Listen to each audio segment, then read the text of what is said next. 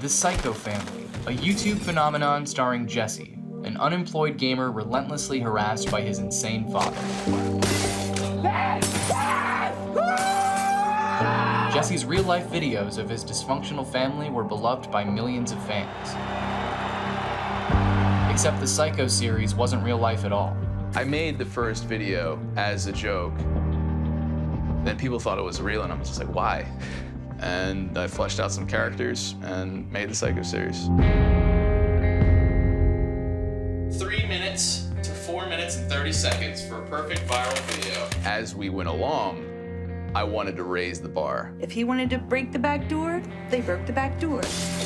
We're renegade filmmakers. Who cares what you can't do? 1 million subscribers! Go behind the scenes to discover the real consequences of a fake life. This is the Elmer Borough Police Department. I look out my windows and I see 6 cop cars. And they want to take him away. I was ready to walk away from it at that point. I want my life back! Did you think maybe it was time to ask Jesse to end the series? But it wasn't his fault. You made me this way! Is he a psycho? Is he not a psycho? Who the hell knows? Guys, one more time, make some noise for Jesse. I love these guys. I love you guys. Oh, man, just thank you so much. Congratulations, not just on this documentary, which is pretty incredible, but pulling off one of the most ambitious attempts at storytelling on any platform. Thank you. It's amazing what you've achieved, man, and what you've done. How are you doing right now? How are you holding up? You've been busy lately. Yeah, I'm feeling pretty good right now. Just looking out at all the fans. I see a Psycho series shirt right there with some signage on. What's up, man? So cool. But no, it's crazy. Ultimately, I wanted to get into film and to be able to have the opportunity to tell my story for free without any need from anybody else, and to do it with my family, like to see all their faces up here is pretty overwhelming. It's a crazy experience. It's got to be surreal, right? Like, this is your first time, I imagine, experiencing this side of the process, doing the press tour, going around, interviews, and all that sort of stuff at this level, right? Has it been exhausting? Are you enjoying every minute of it? It's pretty incredible. It's super surreal that basically, everybody that's here right now can do this. And I'm a living example of that. So if you are passionate about YouTube, like, it can lead to huge opportunities, and especially if it's something you believe in. Yeah, for sure. You are a living proof of that it does work. It is a system that is proven now. You just have to want it and work super, super hard, which I think you did. I want to know why this format, why now, why are you telling the story in this way, and why was it important to tell this side of the story the way that you did? I think the beauty of the Psycho series was that it was portrayed as real. I mean, you cannot do that on television. Even reality TV, you know going into it that it's scripted to an extent. Yeah. To have YouTube as a platform and to shoot it in this handheld style, I believed it was like, I just felt compelled to share this story, and I felt if people thought this kid was really going through all these struggles, and I know for sure after these years of people reaching out that there are kids that go through this stuff with abusive parents, and they have big dreams that they want to pursue, and there's so much stuff getting in the way of that. So to tell that story and you think it's real, you feel a very real connection to the character, and it's unlike anything in film or television. Like, basically, I would do Q&A videos every week. You're asking the character questions, and the characters answer. You get to interact with your character. It's crazy. Did you ever, in other traditional projects, you go to a set and you get to be that character and then you get to walk away from it at the end of the day. You never had that luxury. The set was where you lived. The other actors were your family. Did those lines ever blur? Did you ever have days where it was confusing, though? Yeah, where am I in this right now? What am I living right now? Who am I right now? No, that's great. Identity crisis, for sure. There was a lot of moments. Like, there was a time where the story was I was kicked out of my house and living in a tent called Eagles Landing, and I got back into the house as part of the story. Like, my dad let me back in, and I was laying down in bed, no cameras were on me, and I thought, wow, it's great to be back. It's great to be back. I got lost in it because, yeah, it is all my family members. I'm yelling at my dad. It is my mom. It's my Uncle Larry. These are all real people. And when we're just 2 videos a day, like 30 minutes to an hour worth of content, like, we had to become those people. It's pretty incredible that, like you were just saying, 2 a day, 30 to an hour worth of content. I imagine you have just stacks and stacks of hard drives filled with video. When you were coming to this project and putting this documentary together, how involved were you? Did you just like grab a giant box of hard drives and go, good luck? Or did you help pick, all the different moments? Yeah, shout out to Brian Spitz, who's on the West Coast right now. He had the mantle of responsibility of sorting not only days and days worth of behind-the-scenes footage, but days and days, years of actual footage on the channel, as well as interviews. And I would help him each day, like, yo, man, you need to select these clips. These are the best of the best. Definitely, focus in on the struggle with my parents portraying the divorce is real. So definitely had a huge hand, but there are untold stories from that edit room, I'm sure.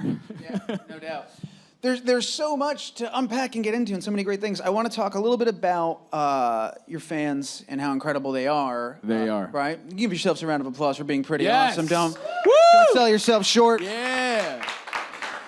So they all get, as you've said, connected and invested in these characters. When the big reveal came out, did you find there was a segment of the fan base that even maybe to this day still doesn't accept that it wasn't real, or is like maybe what's happening now is just part of an even bigger story? Like how's that? That's vibe interesting. I think I was very fearful going into the finale, as was my whole family. It's like, wow, okay, you're shooting your dad. You're then snapping your fingers and revealing that the whole entire last few years, basically, people's like idol was technically a character and it was fake. I thought there could be a possibility they're going to hate me. Yeah. But what ended up happening was it seemed like a lot of relief, and then it became a newfound respect where it's like, wow, this kid, not only did he kind of live that story, but he also made it all happen. He made, he had his dad act out that part. He wrote that, he had this character in on that. So I think it becomes a very different animal. And I do think, though, there's a lot of fans that when they look at me, they'll still always see the psycho kid. Yeah. And that's perfectly fine because, sometimes I'll still look in the mirror and I'll see him, too, because I was in his shoes for so long. For sure. I think there's a lot of, like, some people in general have a hard time separating actors from their characters on television. And when you do something like you've done, you blur that line so much, it's more so than even like a wrestling fan that's like, well, I know it's fake, but I watch it for the action and the plot. Like, this is a totally other level of that. It's like the evolution of that blurred line. Yeah, it's like seeing like a hated character, like the most hated character on the streets, and you're just like, I still hate this person. Like, they play it so well. I feel like it's very similar to that. Yeah. Well, it also looks like you see a little bit in the doc too that those people exist, but there's also fans that get it and they're just excited to meet you and they kind of appreciate everything you put into it. I want to tap into something you were talking about earlier, like the divorce and all this sort of stuff. These heavy, super real, super heavy moments that, a reminder, none of the people that you worked with were actors. They were your family, right? But they churn out these performances that are incredible. Perfectionism. 20 takes, guys. Yeah. One more time. They hated me. But I always, because we had to portray it as real, that was a very high demand where, we couldn't just half-ass a video. It was like, you have to deliver. So it just came down to pushing them and putting it in layman's terms, like what the character objective is. Mom, you are divorcing him because you see the destructive tendencies that he has, and there was definitely some resistance for the divorce itself. Like that was a huge deal. A lot of moments where they wanted to quit throughout. Even within that first month, it was like, okay, this is enough. Yeah. Well, and you see a lot of that in the film, which is truly fascinating. Because again, and for those of you, I know this is exhausting for those of you who already know this, but for those that are seeing it for the first time, what's remarkable about it is that you're asking your family and your parents to portray these roles, and to their friends around them, they don't even know if this is real or not. They'll have like little phone calls where they're like, "No, we know it's fake. We know it's fake. But how's he doing? How's things going?" Even my own mom, my dad's mom would call up. Is everything okay? Yeah. It's like, Grandma, what are you talking about? Yeah. Like, we're fine. What were those conversations like when your mother or your father or anybody for that matter, they were on board, but now it's getting a little bit too much and they're starting to pull away. How did you get them to come back into it and buy back into the project? So for the fans listening in, basically when you see the scenes of Jesse and his dad fighting or Jesse and his mom, that's how the real deal would go. It would get pretty heated because, you know, this was my baby and I saw a vision of it, and it's hard to translate that vision sometimes. And it's even harder when it's a platform like YouTube, where a lot of people don't see it for what it is. Like, you know, we're generating so many views and the ad dollars add up, and it's like clearly there's an audience for it. And it's the younger generations, which is the future. So this matters more than anything, in my opinion. And basically, to try and translate, like, money helped, I think, for my parents. It kind of validated the platform. It legitimized what you guys Definitely. were working on. Yeah, this is a source of income. This is entertainment. This is, real. And then, so that helped in the beginning, as well as just their sheer love and belief in me and what I was doing. And then, towards the end, it became a belief in the project. They started to really love and live in it. And you can see that in the doc and the behind the scenes, like, they really enjoyed it, and everybody was depressed when it all ended because they had lived that as that person. Yeah, and also, too, it was an opportunity. I mean, almost everybody, especially nowadays, has a fantasy of being some kind of a movie star, having an opportunity to play make-believe and do this. And you created this whole world, this safe space where they could indulge these crazy versions of themselves, this alternate reality, and go nuts. So at first, you get their hesitation, but then you can see it in the interviews that they're having a good time. They're really enjoying it. Was your dad like that from day one when you did the first video, before you knew this was going to be a big series? Like, how did you go back to him and go, all right, we did that crazy thing, but we're going to do it for a really long time because apparently that crazy thing is very popular. Like, A few years. Yeah, exactly.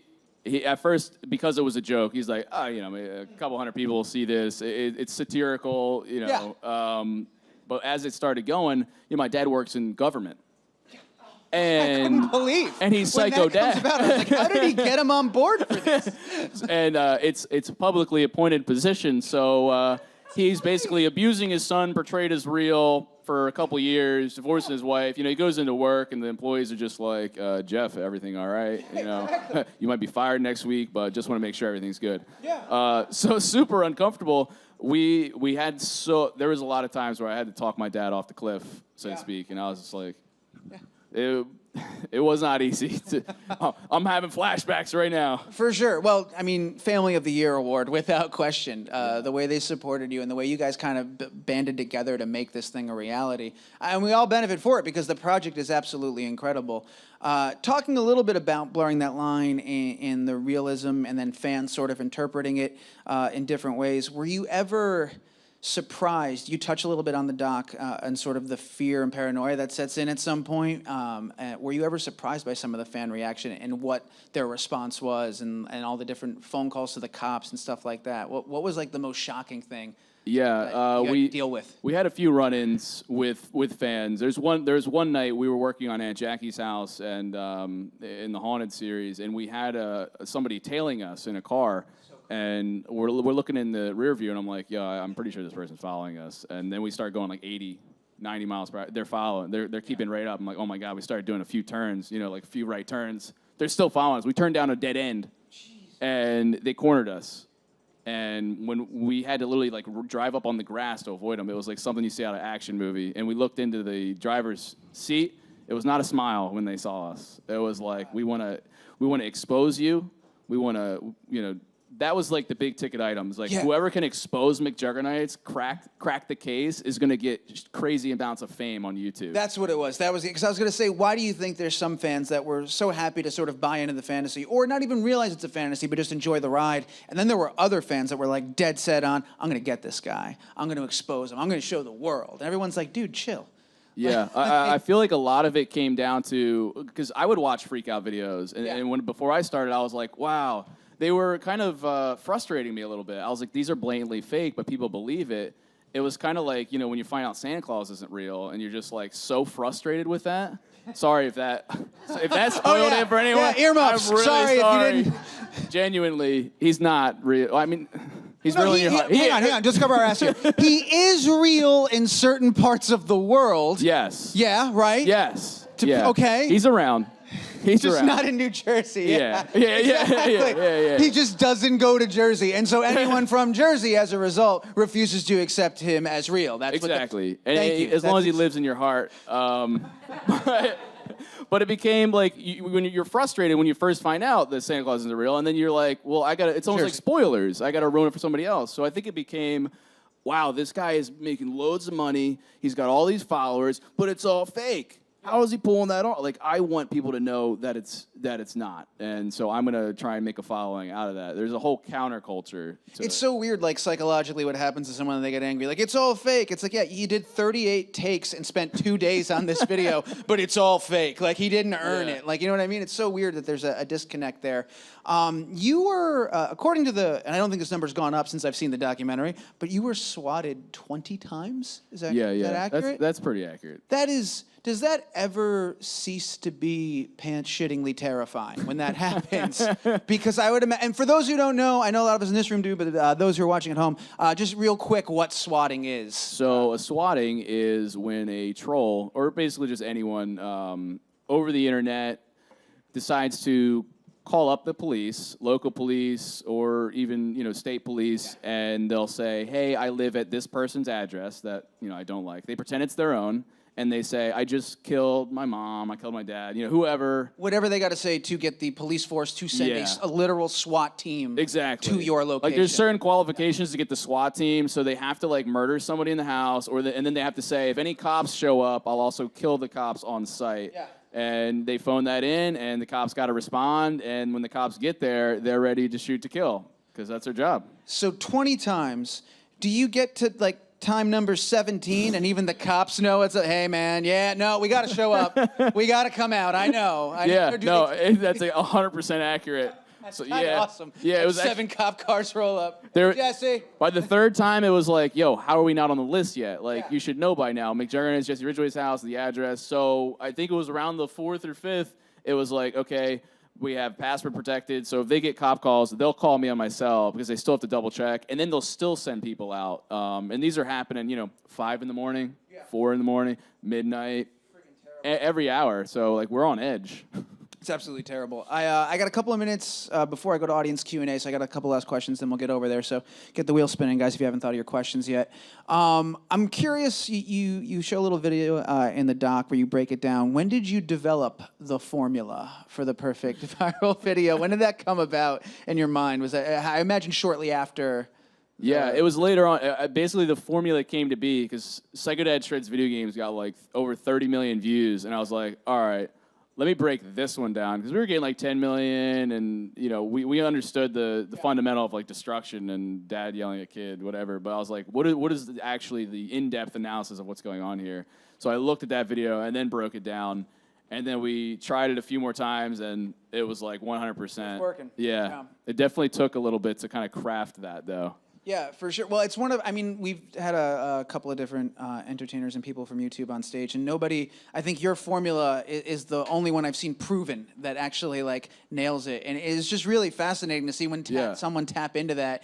And it's all story driven. It's not about doing the craziest thing. It's about building the story around it, building the tension around it, giving I wrote down the different parts here: the hook, the suspense, the conflict, and the dangle. I think the dangle's the biggest. Dangle. The dangle is naturally the largest. Yeah, no, it is. That's the hostage situation. It's no, don't do it. Yeah. Super suspenseful.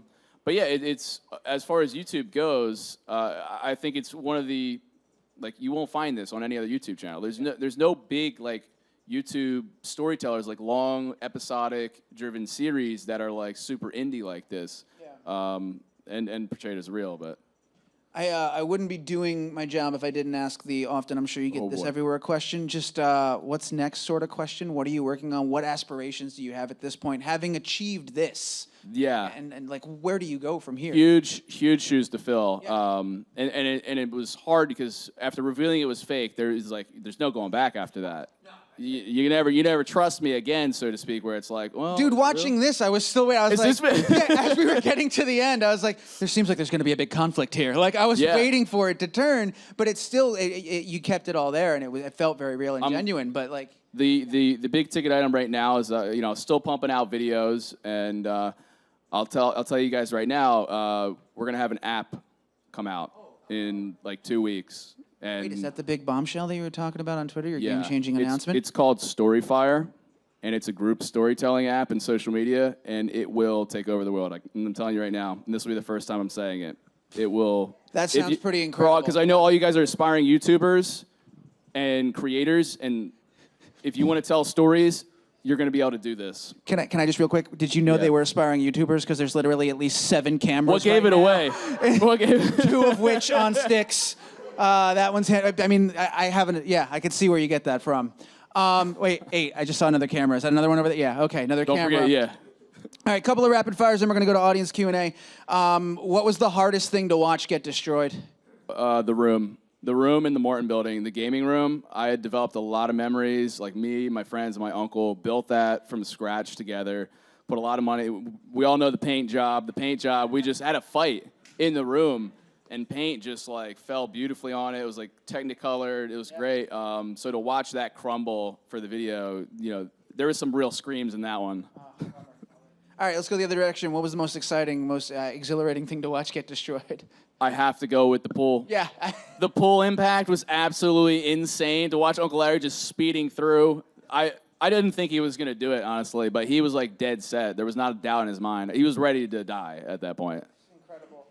Last question, because I saw a couple of lists online and a couple of people attempt, but I figure I'll go straight to the horse's mouth. How many consoles had to die? How many did you shatter? What's the final tally? Yeah, at least double digits. Honestly, there was a few already broken consoles, like that first one. It was already a red ringed Xbox. Oh, really? So we would definitely destroy broken stuff. Yeah, it hurts. A lot of trips to EB buying used. Was that a trick? Yeah. Oh, yeah. Lot of Buy stuff. as cheap as possible, and we did some giveaways though to kind of counteract the. Because, you know, you watch someone get destroyed, it's like, yo, somebody could have had that. Yeah, like, I saw you guys. There was a recent video where the Switch got just destroyed, and I was like, no. Those are very rare. They're selling out. But I'll tell you, that was already broken. That was Tom Abraham's already broken Nintendo Switch. It broke within a couple weeks. Fair enough. Yeah. A couple of them are. All right, fair enough. Well, thank you for that. That's our time. Let's go ahead and turn it over. I think I see some microphones out there. We'll start right here. Oh, sick. Yeah. Hey, Jesse. Just want to say, huge fan. Love the Psycho series. Love you, man. There's a part in the documentary where you were with your dad in the garage, and it was like you kind of had to leave. It was like really hard for you to break out of the character. Just like behind the scenes, like how long did it take for you to move on, and like what was your experience with that? Still, great question. Still grappling with leaving that story behind, because that was my like core story at the time. It was like, I want to be big on YouTube, and I think everybody kind of assigned themselves to that. And through telling that story, I became big on YouTube. So that'll always be my origin. Like I'll always have that'll always be close to my heart. But yeah, I still struggle with it every day, because it's like part of me died when the Psycho series ended. How much of the story did you have complete at any one given time? Because I know a lot of the time you're going in there, like when you were doing the divorce one, you were like, well, if we don't nail this, then it doesn't happen. So I imagine at that point you've got to reroute the story and find your way around it. So how much, is it all done? Are you making a lot of it up in that moment, but you just know where you've got to land? Like, how does it work? Yeah, the beautiful thing about it is, you know, it was improv with given points. You know, you got to make sure you hit this. Things like the killing, like the finale of the series, I had planned out like for like a year and a half prior. Big key scenes like the divorce or like Uncle Larry into the pool, we had known a year prior. And it was just like watching this slow derailing, you know, this kid gradually losing his mind because of, you know, an abusive father, and watching his parents split up, and, antagonistic brother, and all these environmental factors just weighing on him, and he feels like he's the cause of it, and him and his camera and the thing that he loves to do. There's a lot of elements that kind of go into the story, but there's like key points, and then a lot of stuff on the fly where I actually incorporated fans into it. Where, you know, sometimes I'll see a comment, like when we destroyed the trailer, my dad's like clawing at it with backhoe. That was inspired by a comment left on the video where it was like, Psycho Dad bazookas RV, and I was like, what? We can't blow up an RV. And then I was like, no, we can do that. like the fans helped develop the story, which is crazy that you can do that on the fly, and there's a lot of like accidental art moments. Next question is over there. Hey Jesse, Hey, what's up, man? being here. Can you conceptualize the poster on the screen? How'd you came up with it? So yeah, this was actually we worked with an independent company to create this, and this was their original design. I wish I could claim that I made this, but we wanted something just alarming.